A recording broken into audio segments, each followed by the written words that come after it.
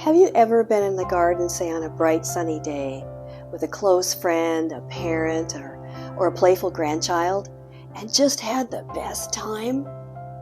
On the other hand, do you or someone you know suffer from some sort of depression? It's pretty common these days. Then I think today's video is just perfect for you. As you'll see though, this video is a little different from my normal style. I won't be teaching anything per se. Rather, I'll be sharing a personal story with you. It's a story I wrote called Yellow Irises. It was published in 2001 in the book Chicken Soup for the Gardener's Soul. Perhaps you've heard of it. The book is a special collection of 101 uplifting stories that I and 4 other garden writers selected from hundreds of manuscripts written by hobbyists and celebrity gardeners from around the world. The collection celebrates all the magic of gardening, the feeling of satisfaction that comes from creating something from nothing, the physical and spiritual renewal the earth provides, and the special moments shared with friends and family that only nature can bestow. I've got to say, you and me, we're part of a special family. After it was published, within a few weeks, Chicken Soup for the Gardener's Soul made it to the New York Times bestseller list, where it enjoyed an exciting ride for 3 to 4 months. Maybe 5. Then 9/11 happened. On that day, it was as if the whole world froze into a hush. You can find Yellow Irises on page 248 in the book. It's a story about my mother who shared her love for flowers and gardening and all things green. As the story unfolds, you'll recognize one of the overriding themes in the story, and that's how plants can be so effective in triggering our responses. How's that?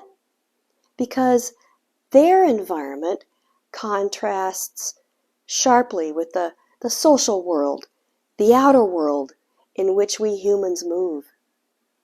Plants are non-judgmental and non-threatening and non-discriminating. They respond to care, not the strengths or weaknesses of the person that's providing it.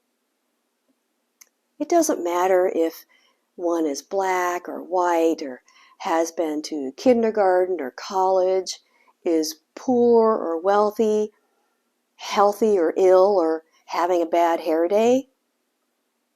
As you know, plants will thrive when given special attention. What's important, of course, is that they get, proper sunlight, good soil, water, nutrients, and so on. And by gardening, we can receive the benefits of, say, self-confidence, healing, and peace of mind. By the way, in the description below, I'll share with you some of my favorite feel-good gardening books. So come along with me as I read the story, Yellow Irises. I invite you to close your eyes, sit back, and just follow along. Yellow Irises. And the story opens with a quote by Irma Bombeck.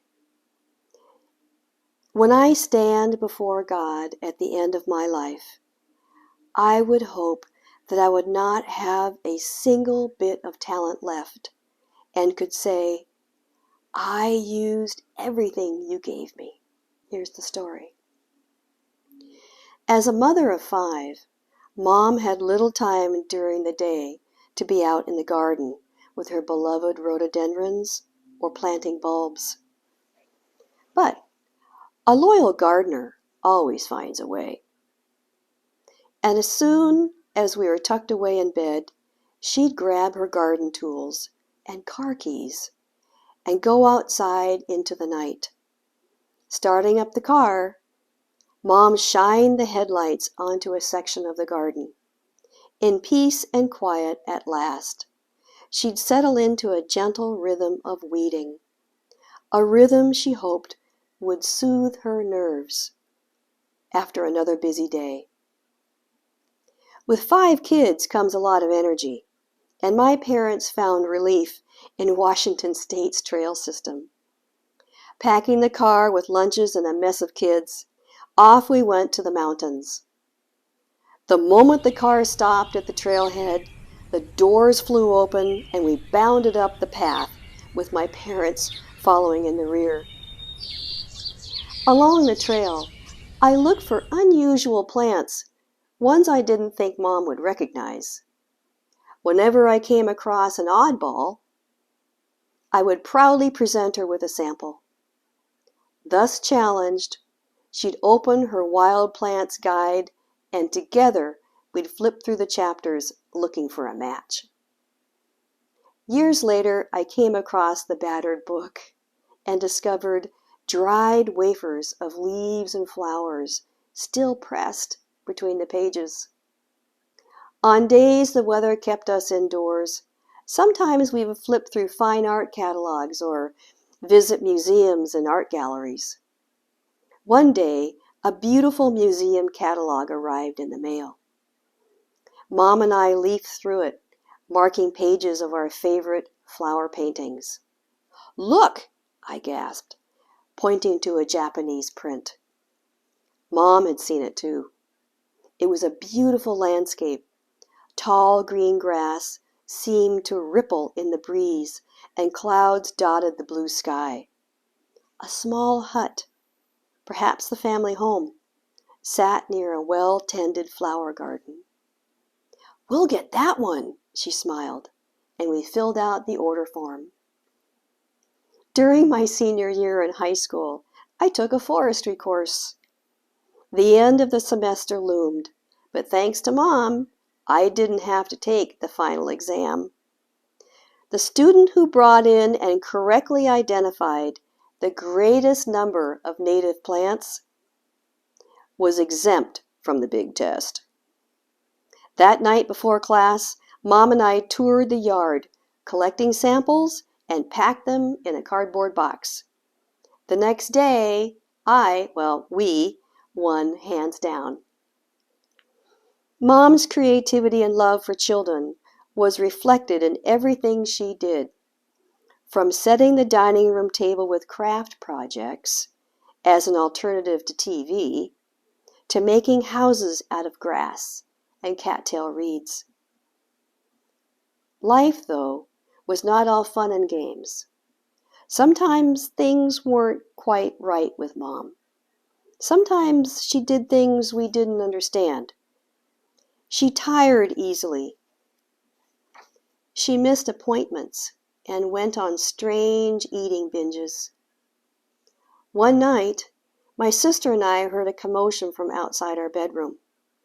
We opened the door just enough to see 2 men wearing white coats carrying our mother away on a stretcher. As soon as they disappeared, we ran to find Dad.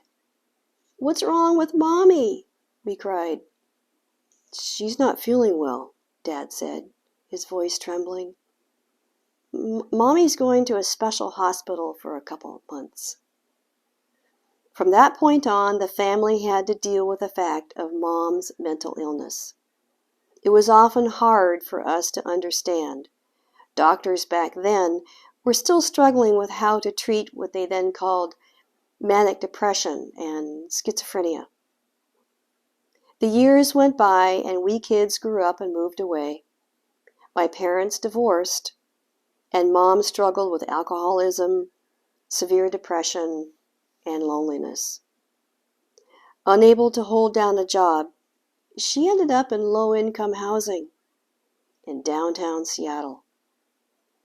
Undaunted by living in the middle of the city, though, Mom was determined to be near flowers and green things. So each spring and summer, she rode the city bus to and from her community garden plot. Eventually I moved to Alaska, but Mom and I stayed in close touch. Our letters and phone conversations were laced with garden speak. "Someone's stealing my tomatoes," Mom once lamented. "What should I do?" "Plant more," I said, laughing. "You'll really make them happy." Then one autumn, Mom was diagnosed with pancreatic cancer. The doctors gave her a few months to live. Mom suffered immeasurable physical pain. But, for reasons unknown to her doctors, she was suddenly free of the mental illness that had plagued her most of her adult life.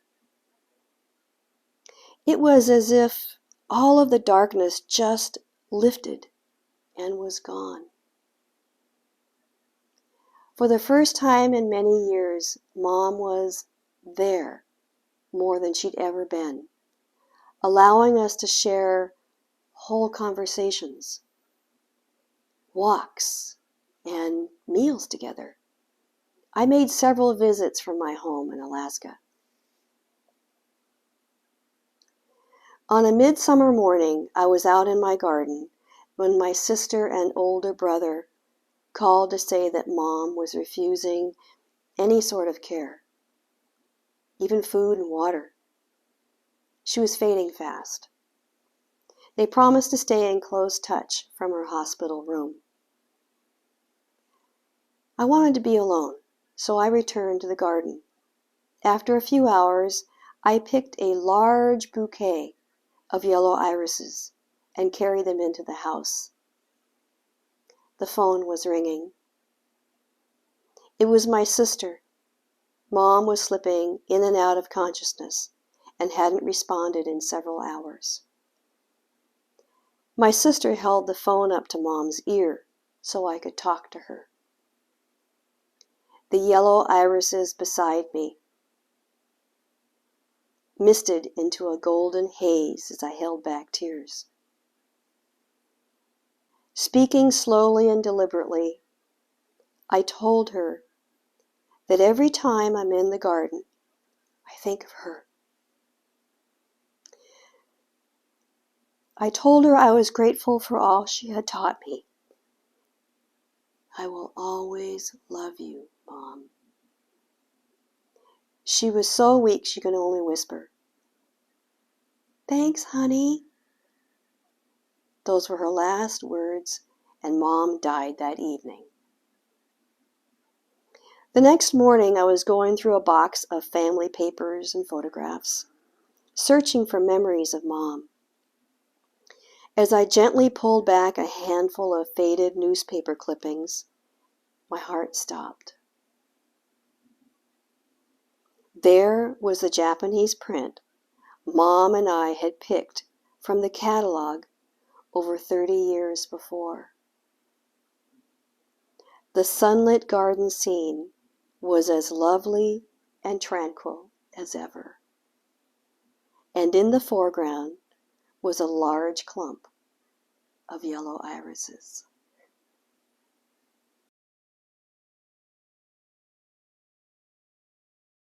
Thank you for joining me today. I was just thinking, if you have a chicken soup for the gardener's soul kind of story, please share it in the comments below so we can all benefit. Meanwhile, I'll see you in the next video. Thanks for watching. Cheers.